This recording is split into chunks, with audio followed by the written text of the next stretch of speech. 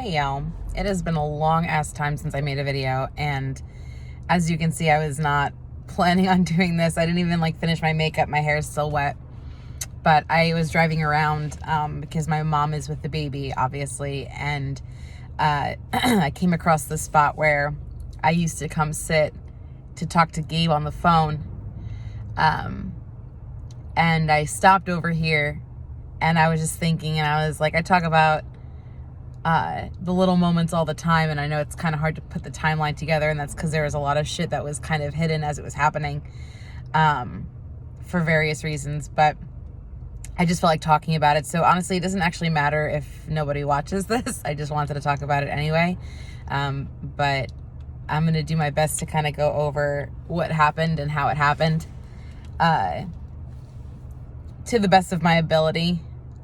Remembering the timeline of the last 5 years is not easy, especially because a lot of things were happening and things were threaded through that just made things a little bit more cloudy. Like, I've worked at the same place for 7 years. I worked with my kids for 7 years, but it was very on and off. Like, when they needed me, when they didn't need me. I worked at the office for 2 years, then wasn't there for 2 years, then was there for 3 years. So it's just like a lot of back and forth that makes it a little weird. But I'll do my best. I got married in 2015 to a guy from church. Most of you know I was very religious growing up, most of my life, all throughout high school, all throughout college. I always sensed that something was off. There were a lot of things that didn't quite sit right with me, but it was all I knew. And you were taught that if there was some sort of dilemma or discrepancy in oh, okay. Just found out one of my friends from high school is gay. It's interesting. I didn't fully agree with everything, but if there was a dilemma, then they would say, that's your humanity, that's your flesh, and you have to, pray about it and work it out. So basically anything that you disagree with is just your own mind trying to trick you and the devil trying to trick you. And so for a long time, I just let things slide. Probably that I shouldn't have. But there were a few things that always stood out in my mind. I have never forgotten the way that church, and when I say church, I don't mean that specific church. I mean that's what in that religion, that's what we used to refer to, like, that denomination. Like, the church is like the whole body. So it's not like just my physical church building that I went to, or even the leadership, because I have to be honest, like, the pastor that we had, the regular pastor, not like the team of pastors or like the youth pastor, the pastor himself and his wife were and are beautiful people, always were, very kind, very loving, but it seemed to stop there. I remember very vividly how the church in general blamed women for just about everything. Every sexual impulse that men had is because of women. And you know what? I can't leave my titties at home, baby. They come with. So every outfit I wore was like, pull up your shirt. Yo, you pull up your shirt. How about I wiggle mine down a little bit? Want to see what I got going on? Drove me nuts all the time. I can't leave them. They come with me. There was always moments like that where women were getting blamed for shit like that. There was also a moment where I remember one of the guys that was teaching, this is very strange of him because he was not really this type. Like, he and his wife are the type to kind of be friends with everybody, but he was like, you really shouldn't have, gay friends. And I was just like, how are we supposed to win them over to God if we don't be friends with people? And why should their choice in love whatever? Back then, even though it made more sense to me back then, even then it stood out to me as something's not right here. I say all that to say, by the time I was 24 or so, I was pretty much backing out. Multiple people who I went to church with have said to me and have acknowledged, like, I know this is not just in my head, that I was bullied worse than other people. I don't know why, and neither do they. I honestly don't know. I really don't. But it was rough for me. So I was one of the first people, like, multiple people have now stepped down off of the religion train, but I was one of the first people to do it. And that's why. point being that I got married to somebody in the church when I was 2015. What was I, 23, 22? Because that was what you did. Like, that was actually I was kind of old to be getting married. Like, in the church, like, especially in the Midwest, like, a lot of people get married when they're late teens, early 20s, and I was, like, approaching 24, 25. And I really thought I wasn't getting married because I felt like I had to. I really thought that I loved him. I thought that he embodied all the things that, as a Christian wife, I needed to have. And as a Christian wife, he probably did. But I wasn't a Christian wife. That wasn't my calling to be this. Like, I'm a very submissive person, even though I have a very big personality. I have a very independent personality. And for me to be submissive to you means that you need to be the kind of person that I feel like. The reason I am that way is because I'm very protective of myself. So if I'm being more dominant, it's because I feel like there's no one around me that I can rely on, and I got to do this myself.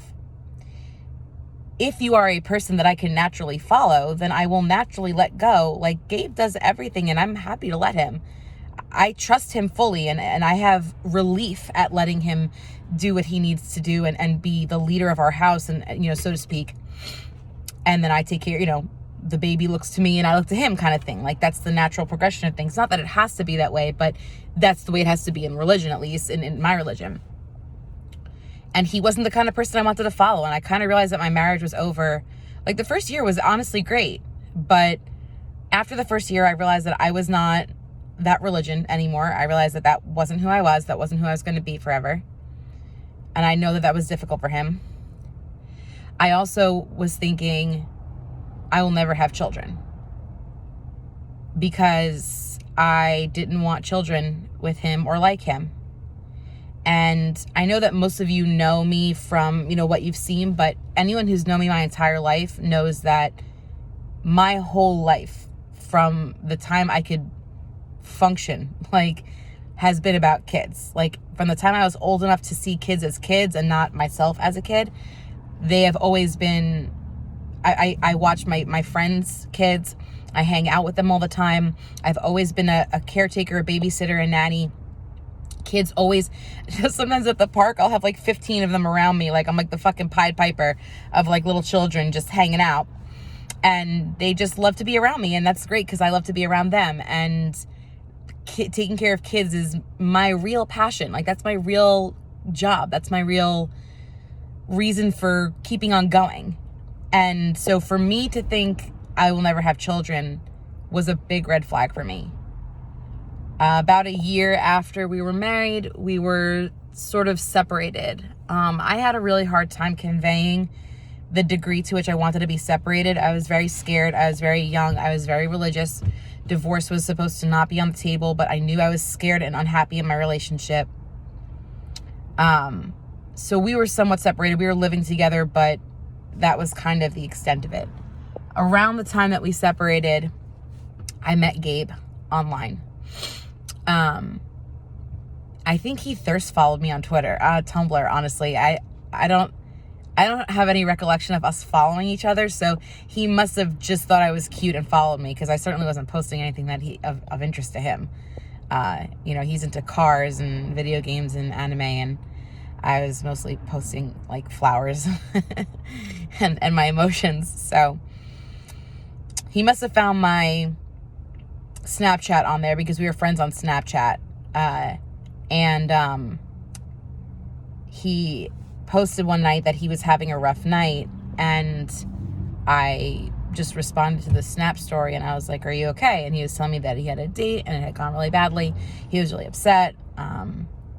He was like just 20, right?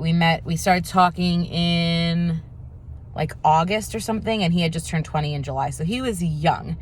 And I was like about to be 25, or somewhere in the vicinity of 25, because I'm about 5 years older than him. And that so was not my first thought. Like, wow, I found the one. Like, he was fucking 20. He was into this dorky ass shit that I was never really exposed to or into.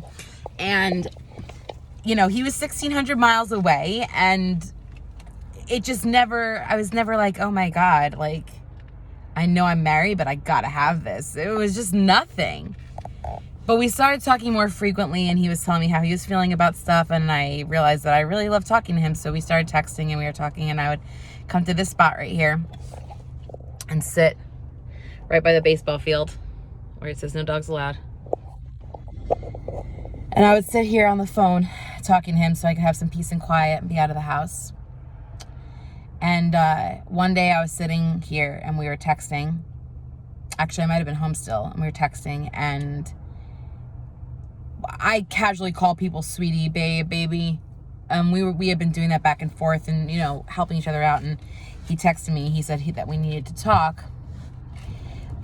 He was saying that he didn't think that he could keep doing that anymore because he was starting to like me, and not having a chance to be with me, it was just going to be really difficult for him to continue being affectionate the way that we were. And I realized that I minded. I didn't want that to stop.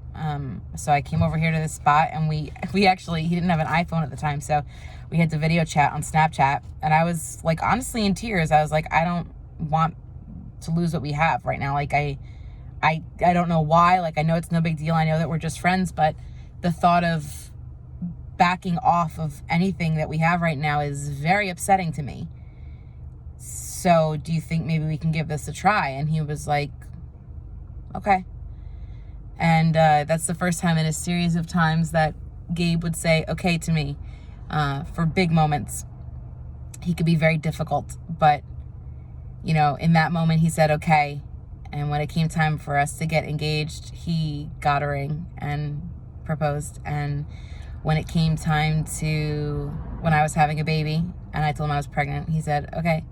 And even though he can be very, what's the word? He can be very emotional about things and passionate about things. When it came to the big things, the big decisions, he has always just been that okay kind of guy. And I think that's kept us calm, because I'm not a very calm person. I'm very stubborn and loud and difficult, you know. I keep looking in my rearview mirror because I'm like, is there going to be a police officer going to tell me to move? I don't know why I keep thinking that. I'm allowed to park here. I don't know why. That's like my first thought. Anyway, so we decided we were going to try to make it work. We were texting all the time, but yo, Gabe was such a dick. Oh my fucking God. He was honestly the worst. I don't know why I loved him as much as I did, because he was honestly the worst. And my best friend can tell you, like, the shit I went through to deal with him, like, I can laugh about it now, but oh my God, it was so miserable. I don't know what made me hold on as long as I did. This was the very first time that something in my heart was like, no one will ever match up to this person. I don't know why. Everyone asks me, how did you know? How do you know? How do you know he's the right one? How do you know when to get married?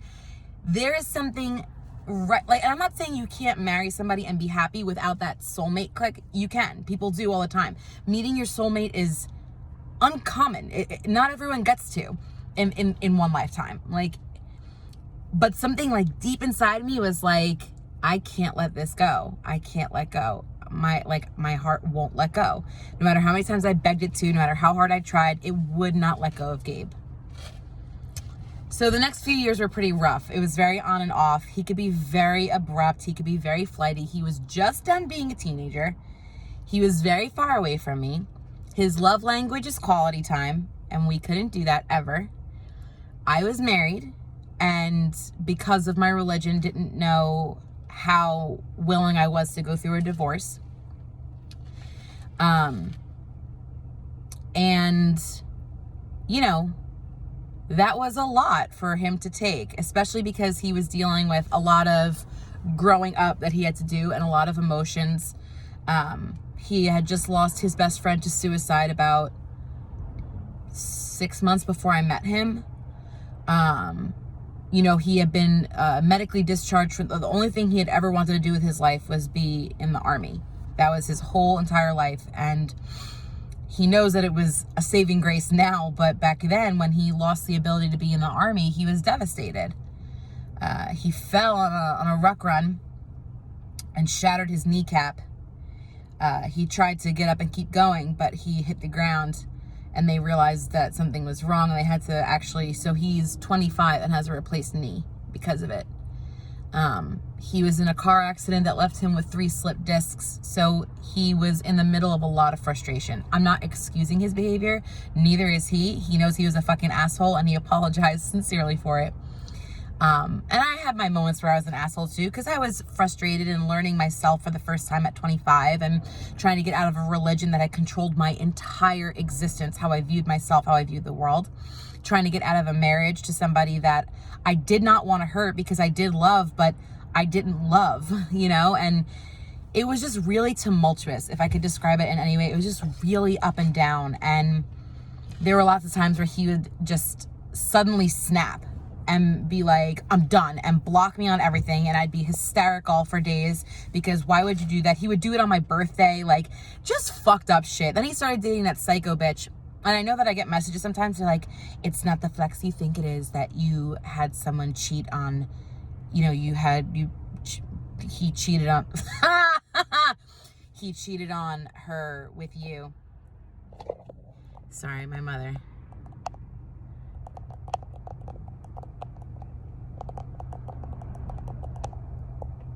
I have her car, so, and she has my baby.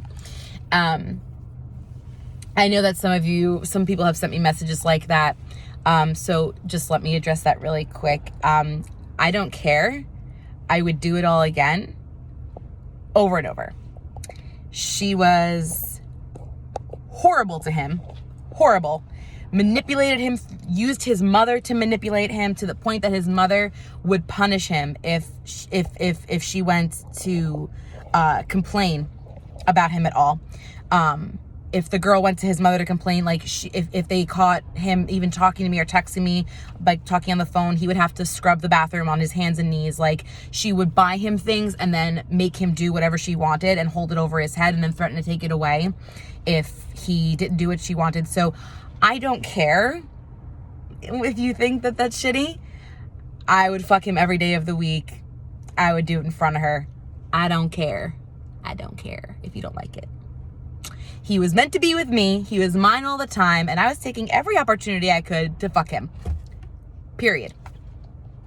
Anyway, she was terrible. She was truly awful to him. She made him miserable. But his mom, you know, he was living in her house and I love her. I do. But she can be she's a Mexican mom with this Mexican son. Like, she's very protective of him. And she, you know, wants to see him doing the things that she feels are right for him. And for a long time, he kind of complied with them because he was young and he needed somewhere to live. And it was what it was. So sometimes, finally, you know, I decided we were getting into it, and he was fighting with me because he was upset with the girl. We're just going to call her, you know, let me think of a good name that I can call her. Lee. Okay. Lee was getting at him for talking to me, for a bunch of things. He was getting frustrated. We started getting into a fight, and I was like, you know what? I'm coming there. He's like, don't do that. He's like being all pissy about it. He's like, don't do that. He's like, if you do, I'm not coming out, blah, blah, blah. I was like, you know what? I need a vacation. I'm coming to Texas. I think it would be a real shame if after all this time, you and I didn't meet in person. I'm going either way. So I hope I see you. Goodbye. Hung up the phone. I booked a flight, and that night I went to Texas. And somewhere probably over Louisiana in that general area, I get a text from him, and he's like, I have butterflies. I can't believe I'm going to get to meet you. And I was like, me too. So he came to the airport, and I left the airport, and I stepped outside, and I was looking for his truck, and he had stepped out of it, and he was waiting for me leaning against the truck, and he saw me, he came towards me, and he was just smiling from ear to ear. He took my bags out of my hands, and we gave each other a huge hug. And then he put his hands on my face and looked at me and kissed me. And I was like, this is going to be a forever thing. I just knew in that moment. That was a very defining moment. Like, I can still see it in my mind's eye, like I'm watching a movie. I actually had a ring made with the coordinates of where we were standing when it happened. Like, as soon as I got home, and I had a leather bracelet made for him that he wears sometimes with the same coordinates. Because I think that was the moment when we met in person that we realized, I don't know what it's going to take, but this is it. And believe me when I tell you, it took a lot. So we drove around. He showed me around. He showed me where his best friend's house had been. He showed me where he went to school, where he used to ride his bike, all that. We went back to the hotel. We hung out for a while.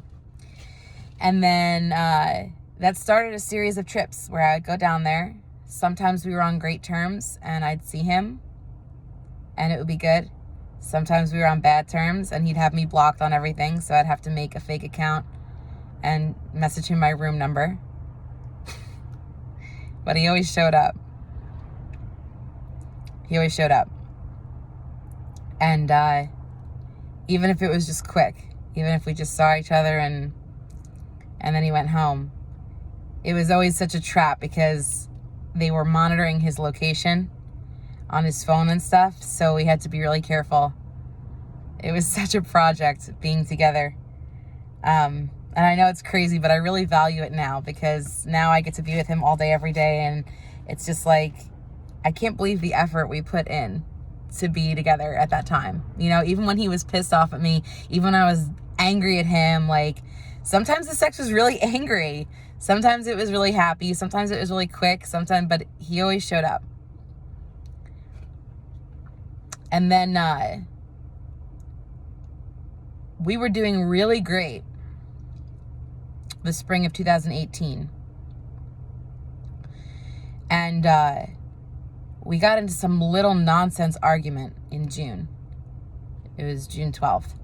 I woke up and I didn't feel good. I was living at my parents'. I had finally moved out of my ex-husband's, and we had gone to a marriage counseling at the church. And I told him that when we got home, I told him that what he had said to me, what he had said at the session really upset me because he was talking to the pastor as if I wasn't in the room.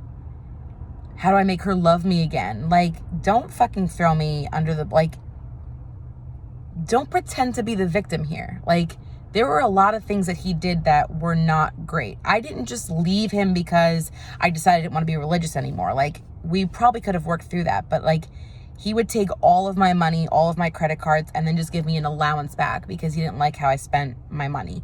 I worked 50 hours a week. He was very, I don't know if controlling is the right word. It was under the guise of help because he really truly felt that like what his method was. Why is the seat heater on? I swear to God, my ass is like on fire and I don't know how to turn it off because it's my mother's car. All right, I guess we're just gonna have to sit here with a hot ass. So he could be very, like, he really believed that the way he was doing things was the right way and that's why we should all do it. But he was so, like, the religion didn't help. He would ask me why I never sent him more pictures. And then every time I did, he's like, what's with your eyeliner? Why are you doing that? I bought a bathing suit once, a one piece that I wore shorts over and a t-shirt over. And he was pissed off at me because I was on vacation with my family and went out in this bathing suit. He said that I have a problem with authority and that's why I wear, like, I know I kind of glazed over why we broke up, and I don't want you all to think that I just decided one day that it wasn't for me and, you know, I wanted somebody else. Like, we had issues for a while, but the last straw was when I came home from my counseling and told him how he made me feel, and he came towards me really intensely. I thought he was going to hug me, and he got in my face and started screaming at me. So I put my hand on his chest so I could back away, and he shoved me off. And I was like, I'm done. I packed up my stuff while he was screaming at me that I'm the common denominator in all my problems and I'm the reason why everybody leaves me. And obviously the problem is with me because nobody wants to stay around me. And I packed up my stuff and went to my parents. I lived there for 4 or 5 months. While I was looking for a place, and ended up living with my friend Tasha because I wanted to get a dog and my parents wouldn't let me, and that's how I got Peanut Butter. But I was living with my parents. I was living in the attic. It was just temporary, but it was tough because I wasn't feeling well. My chronic pain was at its peak. My depression was at its peak. I woke up one day and I told him, I don't feel like myself. I feel like really like lost inside myself and alone. Like nobody cares. And he was like, the problem with you is that you expect everybody to care about you. And I was like, I mean, yeah, the people I care about, like I would like to feel cared for. And he's just like, oh, there's the seat warmer. Bitch. Melting my ice over here. Shit, yo.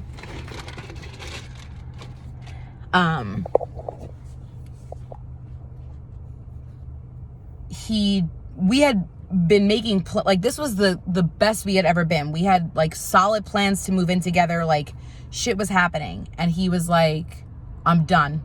I'm done trying. I'm done with this relationship. We're done. And I was just like, we didn't even fight. Like, why are you doing this? And he was like, no, we're just done.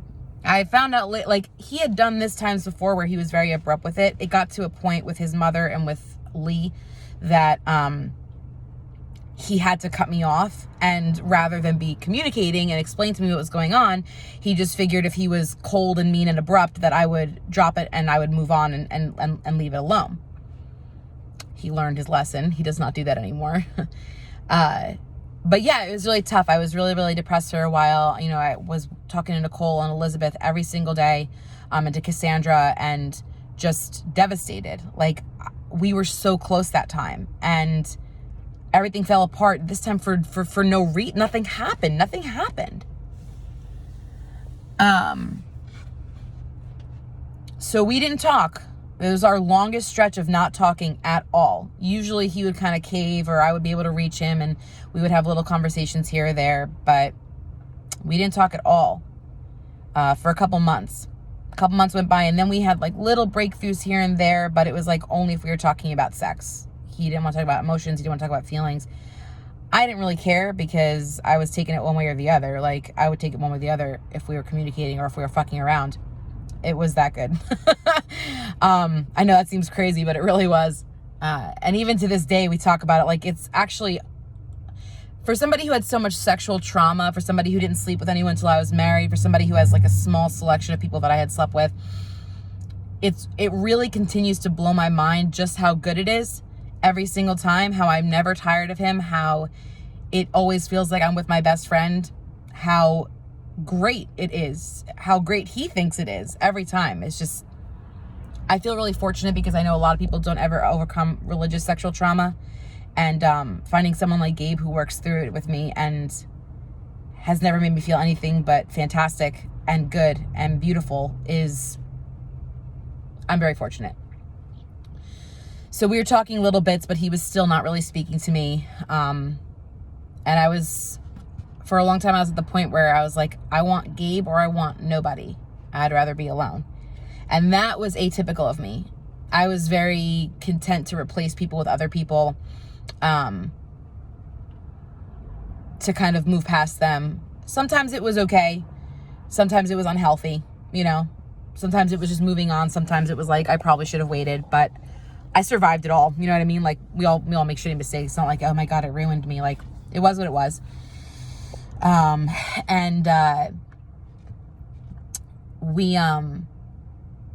Yeah, for a long time, I really felt like we were the only thing I wanted. I didn't want anything else.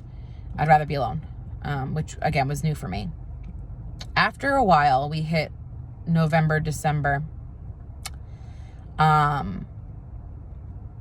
I got my tattoo for him in November of 2018, and we weren't speaking, and I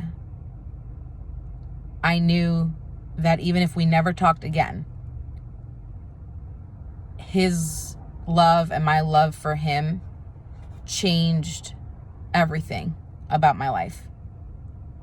Even if I one day didn't love him anymore, even if everything changed, it would never change the truth of that moment, which was, I love him more than I've ever loved another person in my life. So I got a line from a love letter he wrote me, tattooed on my side. On the same day, I got my kids' names in their handwriting on my side, because those were the two things that changed everything about the way I viewed love. My kids and my Gabe. I got my tattoo. I showed him and I knew that he was touched. I showed him like a little while later, not what had happened. Then December came, then the end of December came, and I went on a trip there. It was a long trip. I was gonna be there for 2 weeks. Like, usually I went for like quick little trips, but I went for a long trip. I told him I was gonna be there. I told him, you know, and he was like, okay. He was supposed to come see me. I got there and he left me on red for days. Didn't let me even know, like, okay, I'm gonna try to work something out, nothing. And at that point I was like, if this is how it's always gonna be, then maybe I just need to move on.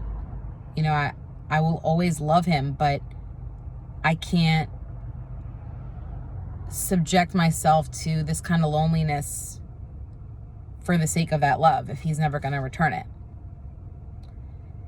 And then I met Dom. And for a while, it seemed like the saving grace of my relationship. He was really great for a long time. And I will discuss all the bullshit, but not in this video because I've already been talking for a fucking half an hour. It was great for a while. When I said it was great online, when I talked about it, I was not lying. It was. And then just like that, it wasn't. Just like that. And nobody saw it coming. His friends didn't see it coming. Nobody warned me because nobody knew. And it started to get really shitty really fast. I moved down here and it was all downhill. And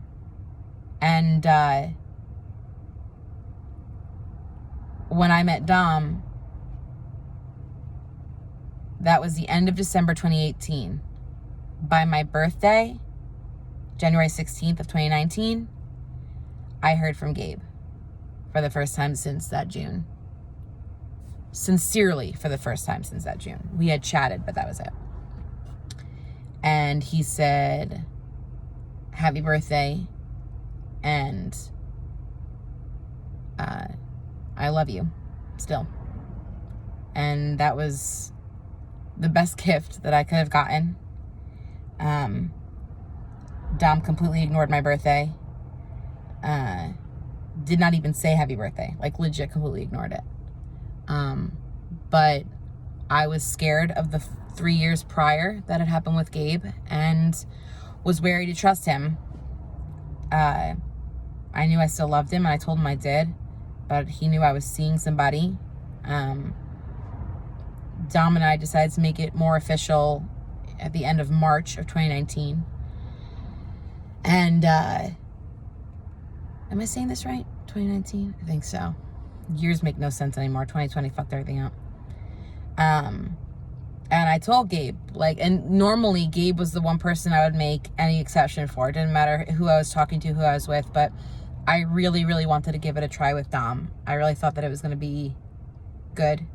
And so I told Gabe, I'm sorry, but I can't.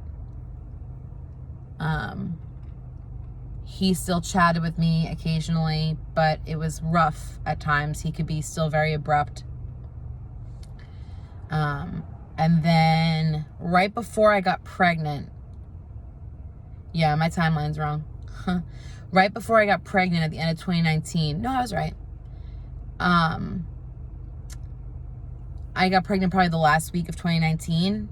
A couple weeks prior, Gabe told me, I grew up, I changed, and I'm still in love with you, and I'm going to be here as long as it takes. He's like, but I can't really talk to you in the meantime because it's too difficult for me knowing that you're with somebody. I was like, okay. And that was the thing, you know, Gabe never promised change prior. Like, we were on and off and I took him back a million times, but it was never, I'm different this time, I'm different this time, I'm different this time, like father of the fucking year over there. He never made any promises. I just took him back anyway. This is the first time that he made a promise that he had changed, and he hasn't broken it once since. We didn't really talk much. Just once in a while he would check in, like once in a while.